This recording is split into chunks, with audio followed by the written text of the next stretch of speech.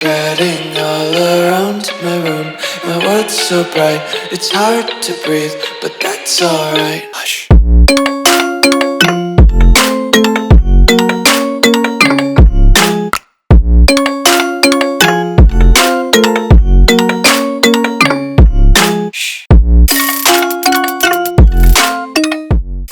What's going on, guys? Welcome back to the video here in the Water Juice channel, and welcome back to another episode of the St. Louis Blues Relocation franchise here on Madden 25. That is right, we are back, and we have just gotten through our first full season of Blues football. We had the regular season, and we had the playoffs. Unfortunately, we came up just short in those playoffs, losing, I think, in the AFC Championship, if I'm not mistaken. So a little bit unfortunate to lose there, but hey, we just weren't ready yet. We had a good team, but we didn't have, excuse me, we had a good team, but we didn't have a great team. So it's unfortunate, but this is what the offseason's for. You get to build, you get to reload, you get to get the right players on the team that we need to have so that we can go back in year number 2 and make some magic happen. But there are some crucial things that are going to happen in today's episode, which is going to be the entirety of the offseason. Not only are we going to have our first ever draft, which is going to be pretty awesome in itself, but CeeDee Lamb's contract is up right now. And if you're not familiar with our cap situation, we don't have any. So CeeDee Lamb will leave the team after just one season as the team captain, but that was one of the reasons why I put CeeDee Lamb on this team in the first place, is because I wanted that challenge of, are we going to be able to re-sign him or not? And apparently we weren't able to. So we're going to have to... What I'm probably going to do is I'm probably going to restructure some contracts enough to get the cap space available to then possibly trade CeeDee Lamb, because if we can't trade CeeDee Lamb, I'm going to be pretty upset, because I do think we can get some good value for CeeDee Lamb, including a draft pick, because there are a couple of draft picks in this draft that are going to be really, really good, I think, and I want them all, and the only way we can do that is if we trade some of our top guys like CeeDee Lamb. So I don't know if it's going to be able to happen, because I don't know if I'm going to have the cap room to even acquire picks and trade somebody. So it'll be interesting, but I hope you guys go and enjoy. If you do, leave it a like, subscribe to the channel, join the Juice Club, and let's go see how the St. Louis Blues reload in their first ever offseason. So we've made it to the end of the playoffs. As you can see, we pick up right where we left off, and most importantly, one of the big things that happened last season was the fact that we now have an X factor at quarterback in Trevor Lawrence. He had a good enough season. I think he finished 3rd in passing yards in the entire league. So he had a good enough season to where he goes naturally from superstar to X factor. And now having an X factor quarterback who's only 25 years old is really, really awesome.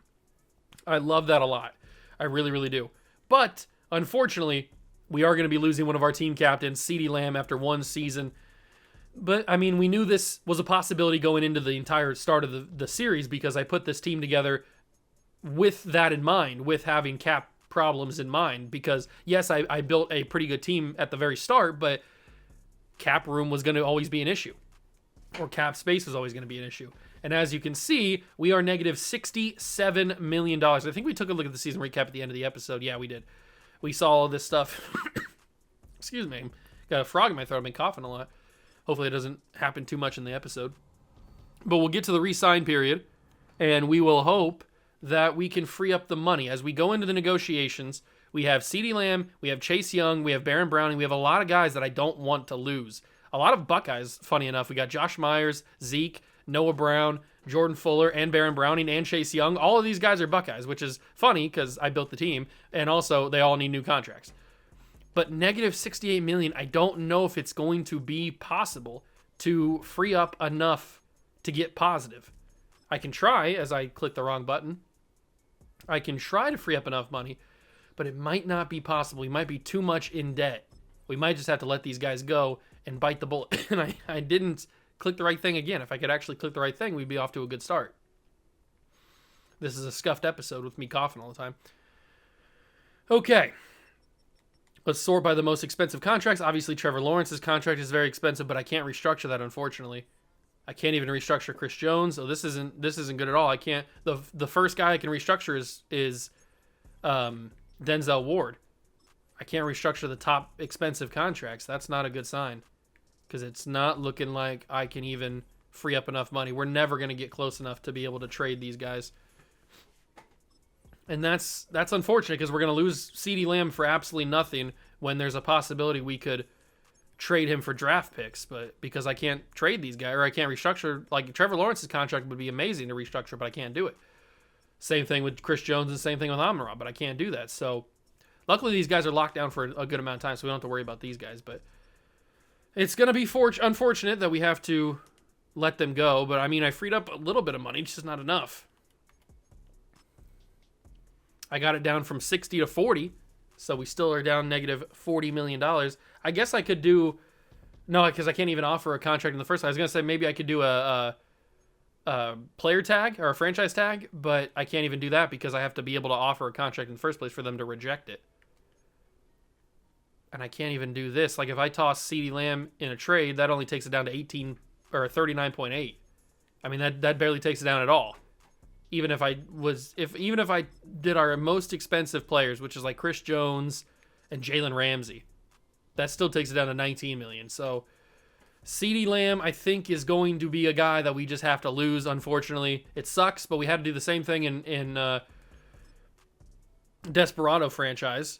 So it's unfortunate. And if I can't even offer a contract to Chase Young, I really want to make an offer to Chase Young so he can reject it and I can franchise tag him. But we're going to lose Chase Young as well. We're going to lose a lot of value on this team. A lot of good players. Very, very good players. Is there any way I can just franchise tag him through here?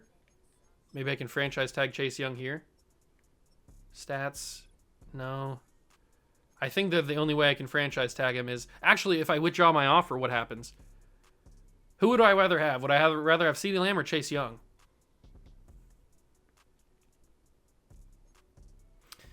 That's a tough question. That is a really, really tough question. Would I rather have CeeDee Lamb or would I rather have Chase Young? Obviously, CeeDee's a team captain, and Chase isn't. But that doesn't mean I don't want to. I want them both, but I can't have them both. What do I do? What do I do? Do I withdraw from CeeDee and then hope that he gets the franchise tag? Or do I withdraw from Chase Young? Let me look at the team. Let me take another look at the team. Just to kind of get a feel for how much depth we're going to be losing if I lose out on one of these guys. So wide receiver, we're also losing Noah Brown. So we have Amon-Ra, Christian Watson, Quentin Johnston, and then Brian Thomas. And then maybe some other guys. If we don't re-sign CeeDee. But on defense, if we lose Chase Young, we have Trayvon Walker and Tyree Wilson as guys that can fill that spot. So I think the smart option would be to keep CeeDee Lamb, at least for another season. Even though I want both of them back, I think that franchise tagging CeeDee Lamb, it says I won't be able to offer franchise tag or re-sign this player to the team in the offseason. I hope that's not the case. If I go back in, will it say franchise tag? Okay, thank God. Woo, I was a little bit worried there. So we can put the franchise tag on him. That's $27.1 million. So we get CeeDee Lamb back. CeeDee Lamb is now back for one more season, and maybe next year we'll have enough room to be able to bring him back full time. But that is going to be the only move we can make right now. So unfortunately, Chase Young just goes for nothing, which is very, very tough. I hate seeing him just go for nothing, but we had to do it because we simply had no other choice. So the franchise or the free agent class is Keenan Allen, who leaves the Bears. Chase Young, he's got 15 teams offering him. Let's do a little bit of this to keep track of where Chase Young's going. He's going to go to Tampa Bay. He signs with the Tampa Bay Buccaneers, and he will go play in South Florida. All right, whatever. At least he's not in the division anymore, or at all. He's not even in the same conference. So that's nice. At least we don't have to worry about him unless we play him in the Super Bowl or something. Okay, so let's get to the draft. The most important piece of the video is the draft. And unfortunately, I was hoping to make some big trades, but I can't because I was going to trade my guys that I couldn't re-sign so that I could get draft picks, because there's some really good players in this class. I mean, there's a top 5 wide receiver, there's a top 5 corner, and then there's a top 5 somebody else, right? There's another top 5 guy somewhere. Maybe there's not. I could have sworn there was another top 5 guy. I can't remember. I guess there's not. But now we're going to need to... I don't even know what draft pick we have. Since we were in the AFC Championship, we probably don't have that good of a pick. But there's just... I mean, this top 5 linebacker, he looks okay. I don't think he's worth a top 5 pick. I don't at least not that I remember from scouting him. But I'm going to have to scout some defensive ends, I think. Probably going to have to scout some defensive ends in case... I believe in Tyree Wilson, though. I'll scout Ben Morton, and I'll scout... Should we scout another D-tackle? It probably wouldn't be a bad thing, but it doesn't look like this is a great D-tackle class. We already have Juan Wallace getting scouted. We know that he's going to be good, but it doesn't look like there's any other top linebackers. We know the corner class is probably going to be pretty good. What's my national focus on? Is it on quarterback? I think it's on quarterback. It is. Oops. I must have forgot that. Excuse me. I can't believe I'm coughing so much. All right. So we've got probably another... It's probably going to be a corner or D tackle, but I don't think the D tackle class is that good. And the cornerback room has a little bit of a better chance of being good, so I think I'll just scout this Jamie Aldridge dude. I don't know how this draft is going to go. I really, really don't. If we take a look at mock draft number 5, it has LaMichael Dotson, who looks like an absolute freak, being the number 2 pick to the Titans. Is there any way I can get up to get him? Or to number 6 to get Lionel Warner?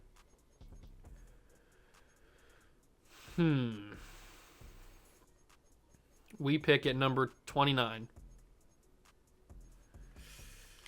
Man, I really wish I was able to trade those guys. I could have gotten some extra first-round picks. That would have been pretty nice. I think I'm still able to trade draft picks, even though I have negative cap room. I guess we'll find out. Pick number 29. And we find pick number 28. Can I do this? Will it go through? Okay, so I'm going to do this. We're going to get in the top 10. And I'm going to try and decide whether I want the top 5 corner or if I want the top 5 receiver. Because I did just franchise tag CeeDee Lamb. But if I can't end up re-signing him next year, that would at least add another receiver to the list to replace him. And then if we go with the corner, I mean, we already have a really good cornerback room. It's not like we need him too much. I'm going to have Trayvon Walker start over Tyree Wilson. We don't need the corner as much. The corner would be nice, but we have a lot of young guys. We have DeJean and we have Gonzalez, who are both like sub 26 years old. So we don't have to worry about that too much. I think, and there's going to be corners every single year, basically. That's how it works. So I think if I can go and trade up to number 2, it's going to be difficult, but if I can trade up to number 2, I'm going to do it.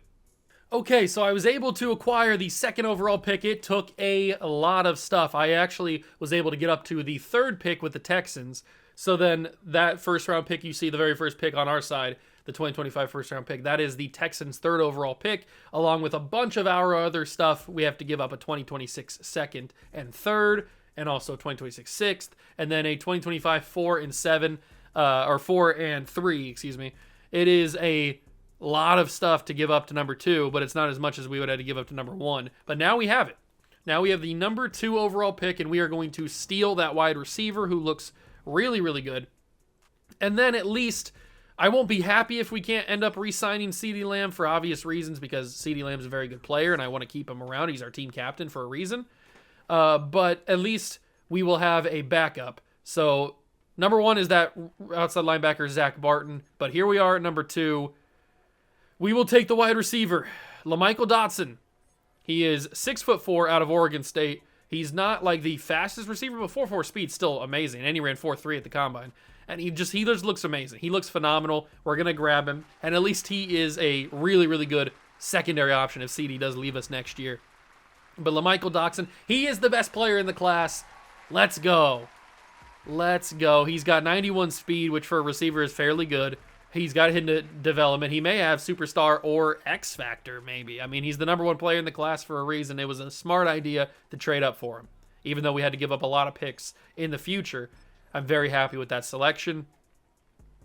But now we have to go and kind of just guess, because we're in the second round now. We don't need a quarterback, obviously. We don't need a running back. We don't need any wide receivers anymore. We might just go offensive line, but I mean, at the end of the day, the offensive line might not be that good. Defensive line, same kind of deal. We didn't really scout them too much. Outside linebackers, we got kind of scouted. So maybe we go with an outside linebacker or maybe a corner. I guess we could take a look at some of these outside linebackers. There's a couple of them that are pretty good. I mean, this Matt Sanborn doesn't look too bad. And he's from Ohio State. That already puts him higher on my list. And he's got elite speed. I'm taking this. Although, but this guy's got elite jumping. No, I'm going to take this dude. He's from Ohio State. He looks pretty good with elite speed as well. I'm going to grab him. Matt Sanborn is a St. Louis Blue. He's number 24 in true value. Does have a dev trait. 87 speed, 87 acceleration is pretty awesome for an outside linebacker. And he's a run stopper. He's not even a pass rushing guy. But we will skip to our next pick, which is the 3rd round. I think we have 2 third-round picks, if I'm not mistaken. So let's go for either an offensive lineman or a corner, I would say. Because corner is pretty in a pretty good spot, but we could always use more. So what kind of elite speed guys there? There's no more elite speed. But there are a couple elite agility, and there's an elite jumping guy as well. But they're all day 3. So Torrey Thompson, 6'3". Not worth it in the 3rd round, that's for sure. Let's go to the offensive line. See what's available. So all the tackles are gone. Guards are all gone. Centers are... Okay, so maybe the offensive line's not the right thing to do because it seems like they're all gone. We could go for this Connor Ginn, excuse me. I thought there was an L in there. I don't really know. Doesn't look too good, does it? Doesn't look too good. I mean, this guy's got a couple A's. Andrew Grant. He's got a couple A's and a couple B's in some important positions. Maybe I'd take him. Let's take him. It's the 3rd round pick. We needed more offensive linemen. He's number 15 in true value. Oh my God. What? That's a crazy pick in the 3rd round. I did not expect him to be top 15 in the class. So right now, off the bat, that's 3 amazing draft picks so far. Where do we go with this next one? That's a big question. Do we go quarterback? We don't need one. We could go another wide receiver. Maybe we go tight end, replace Laporta, possibly. There's any elite speed guys? No elite speed. There is elite speed elite speed agility, but it's not really worth it, is it? And I think all of the guys are gone that I'm gonna use. There's a couple elite acceleration, elite agility, but that's for offensive line, obviously. Is there any elite strength guys left? No, there's only a couple good to great. There's a solid guy. This Jeff McKee, 6'4". He's got solid strength, elite acceleration, elite agility. Maybe we turn him into a guard. He's only 6'4". It's kind of tiny for a NFL tackle. Not unheard of, but tiny. It's a little bit tiny. I think I might grab him and then maybe move him to guard. Maybe he goes up in overall. He's number 172 in true value. So I knew our luck was going to run out a little bit, but he's more offensive line depth. He is at least a little bit more offensive line depth. He probably would have been there in the 4th round too. So maybe I didn't have to reach too high to get him. But it's whatever. Totally cool. We already had a killer draft, so it's not like we need to worry too much. And we could come away with another really good outside linebacker. You've got Andrew O'Neal, who has good speed, but he doesn't have very good coverages. Maybe the other guy. I know he's 23, but maybe he's a little bit better. Junior Wilkinson. The B finesse moves is really all he has, and that's not really much for me to go off of. So there's only one awareness guy left, and it's a tight end, Ricardo Peoples. We don't know too much about these guys because we didn't scout them, obviously. I might just have to go by physicals and just see what kind of stuff we have available to us. There's only one elite player left, elite speed player left, and it's a D tackle. Marcus Davis, 6'3". Poor strength is not a good sign for a D tackle, but he's got B finesse moves. I'll take a flyer on him in the 4th round. We'll see what happens. He's number 275. Will strength translate to the NFL? That's not a good sign on his scouting report. Yeah, I don't think he's going to be very good, but it's the 4th round. We already got our picks, I would think. So I'm actually going. I'll go to the 5th round. I'll go to the 5th round because there might be. I want to take a look at wide receiver again.